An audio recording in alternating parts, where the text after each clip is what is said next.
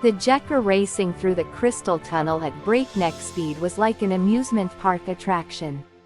Chris and Sana forgot the purpose they came to the underground world and cheered. As they pointed out the strangely shaped buildings and flying dragons they saw everywhere. After driving for a while and coming out of the crystal tunnel, Jekker headed down a straight road surrounded by lakes on both sides. Maybe that's Vestamerna, right? Sana said, pointing at the town that came into view ahead. But the clothes, are they called Pyulla? They say we are supposed to change into it, but will it be like the simple dress that Clare or Elandra wear? Sana said, turning her gaze to Chris. I don't know. Chris tilted his head, and Sana muttered, I hope it's something I'll like. As they entered the town, the Jekkers lined up and proceeded into a large area resembling a boat dock. When they pulled up to the docks lined up in multiple rows, everyone got off the Jekker. Then, Jekker started moving unmanned and went down the slope leading to the basement. Don't worry, we'll call them again on the way back, Clare said reassuringly as Chris anxiously followed Jekker's whereabouts. Vestamerna, like the other cities, was dominated by white everywhere. The overall structure of the buildings is small and compact, with many shops lined up. There are many people passing by and it is very lively. The letters on the signs hanging at the store entrances were written in a script unlike anything found on the surface.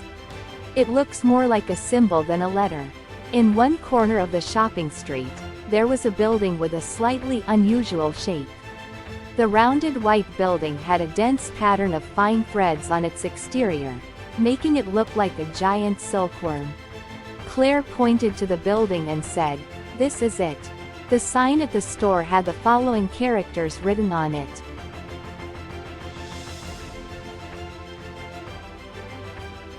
What could it say?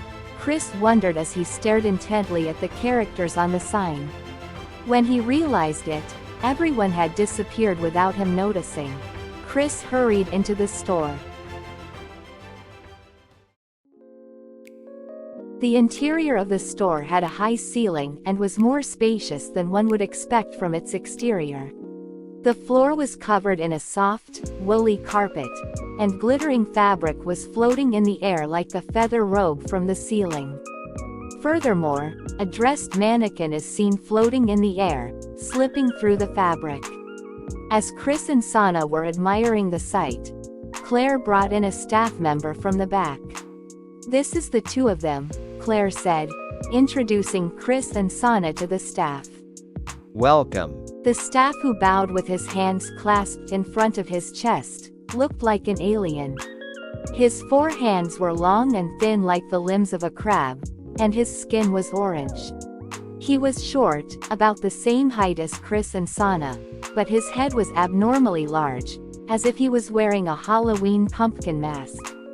There was not a single hair on his big head.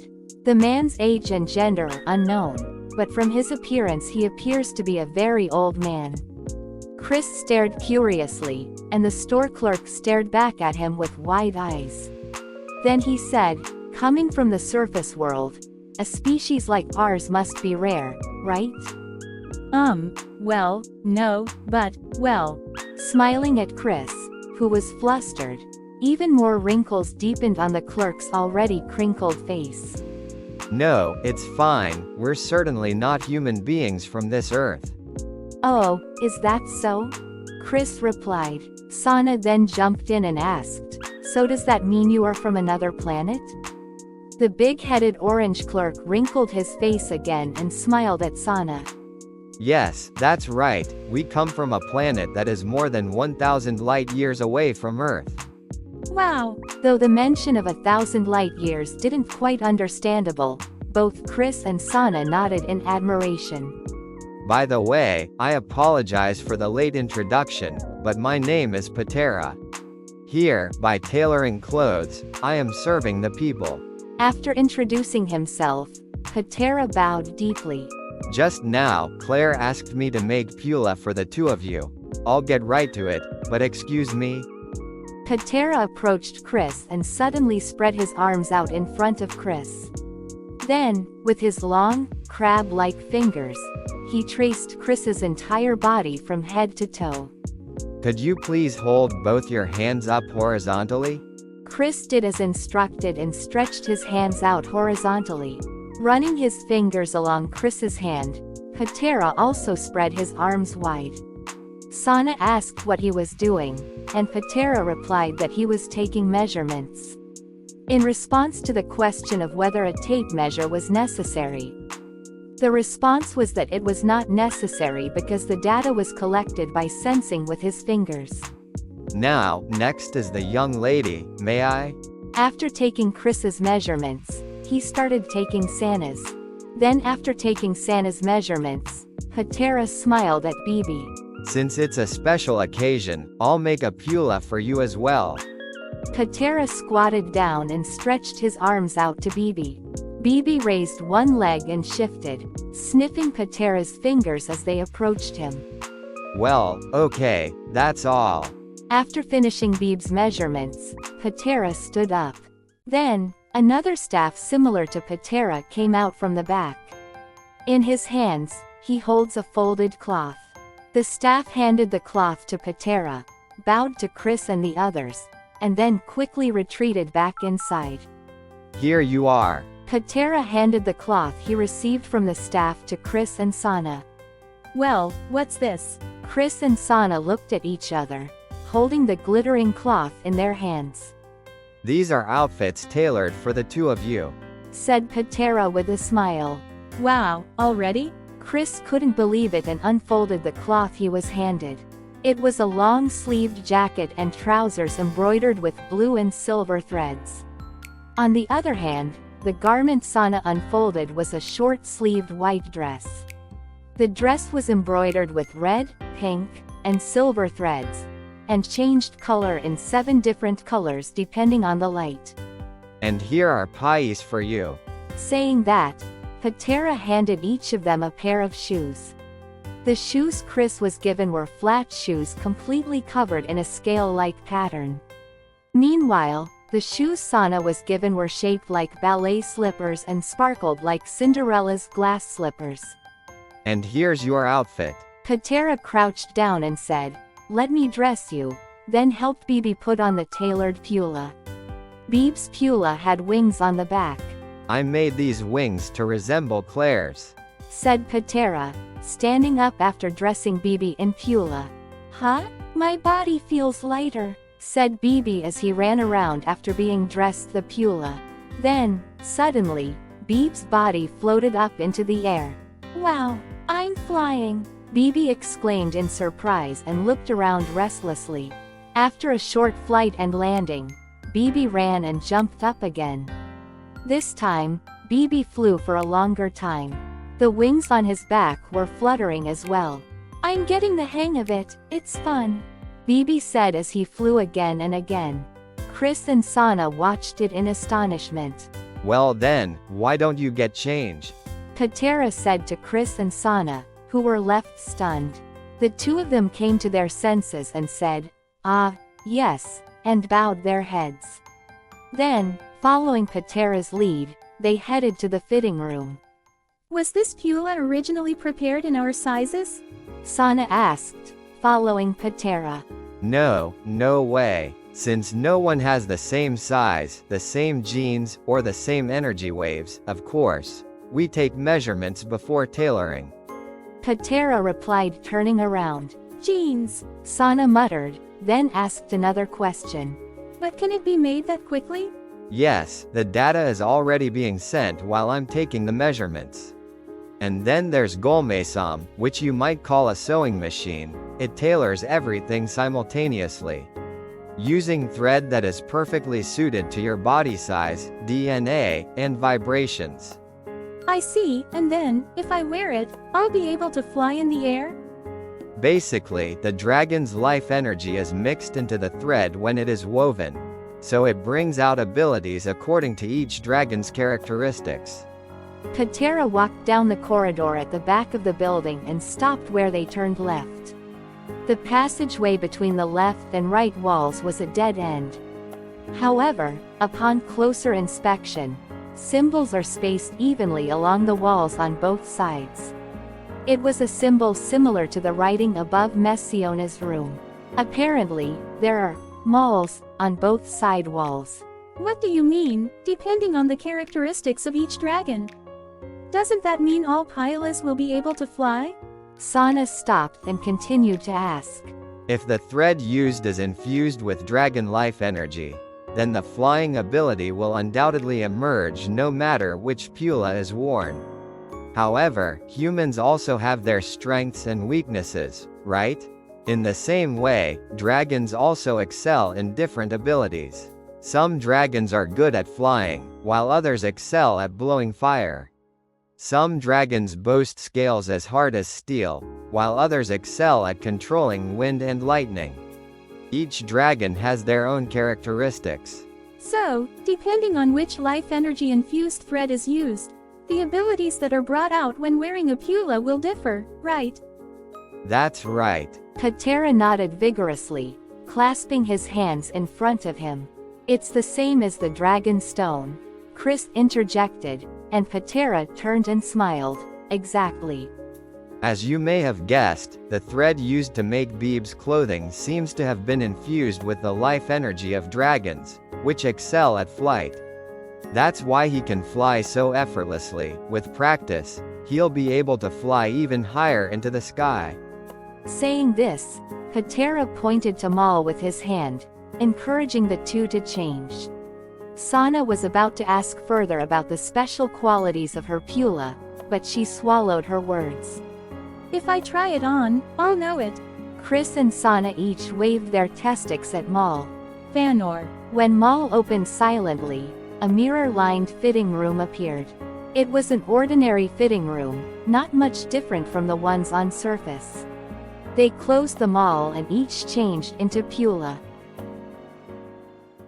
When the two of them came out after getting changed, Patera said with a smile, "It suits you very well."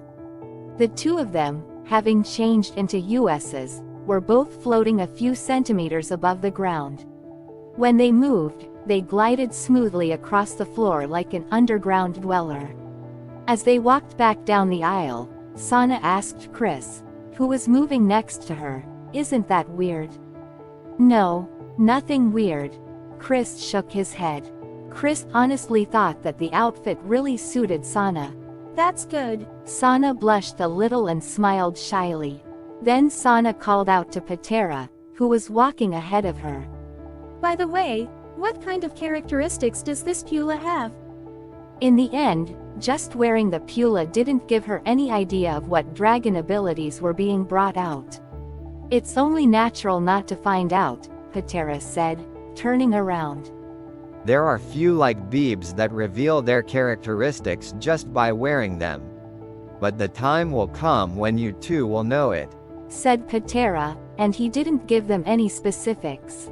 Based on each person's data, Golmesam automatically selects threads that match their characteristics from among tens of thousands of types and weaves them together. The truth is, we don't know what kind of dragon abilities are hidden within them. Patera continued, facing forward. In some cases, the life energy of several dragons may be mixed into the material. In that case, the abilities that can be unlocked are obviously not limited to just one. As he listened to Patera's story, Chris, standing next to Sana, spread his arms out towards the wall. When Sana asked him what he was doing, Chris replied, "I was trying if I could generate a shockwave." But no matter how hard he tried, nothing seemed to come out of his hands. When they returned to the hall, for some reason Nigel was there. "It suits you both well, Chris and Sana." Elandra said the two got changed into Pyulla. "Yes, it suits you well." Nigel added. "Well, it's not so bad," said Clare. Ramal nodded repeatedly in agreement with those all comments. "By the way, why are you here, Nigel?" Sana asked, holding her own clothes in both hands. "It seems that the adjustment of your frequency is progressing smoothly, so I have come to greet you," Nigel said after bowing. "Are you talking about adjusting our vibrations?" Yes, that's right. Already? Nigel nodded with an exaggerated tilt of his chin. I don't think anything has really changed, right? Sana agreed with Chris' question. No, I can only say that you two are truly impressive. You have resonated imperfectly with this world. I would say that the level of adaptability is nearly the same as that of us humans in the underground world. There was nothing for us to worry about. It seems that the speed of your resonating in has accelerated since you put on Pyulla. Nigel said, spreading his folded hands. But then, are we going to the central office now? If you don't mind. Nigel said, looking at Sana's face, and shook his head. No, of course, it's perfectly fine if it's not right away. There's no problem if you'd like to take a little more time. Hearing that, Sana looked around at everyone. To be honest, she was still not mentally prepared. Also, she wanted to explore more of the underground city. We visit there, and we are just going to hear the explanation, right? Basically, yes. Basically? Yes. At first, I think you'll be given an explanation of the situation and will hear about your plans, what you should do. To be honest, I don't know how things will turn out after that. Apologetically, Nigel lowered his eyes. I see. But we can still look around the cities in this underground world after that, right? Yes, of course that's possible. However, if you wish, you can do the sightseeing first. Even though she was told that, Sana couldn't say no in this atmosphere. Sana shook her head. No, that's fine. I'll go and listen to what they have to say first. Really? It doesn't seem like we're in a hurry, so why don't we go sightseeing first? Right? Chris said, asking for everyone's consent, and everyone nodded. No, it's okay. After all, Nigel came all the way here to call us. It doesn't seem like that kind of atmosphere, does it? Besides, I want to hear the explanation first, and then relax and enjoy sightseeing. Sana said this with a smile. It was said that clothing and other items could be automatically transferred from Vestamerna to Messiona. With only the testic in hand, Chris handed his shoulder bag over to Patera. Bibi had been floating the whole time, so it seemed he no longer needed the bag. Then the group left Vestamerna and rode on the Jekker to Urkatheos.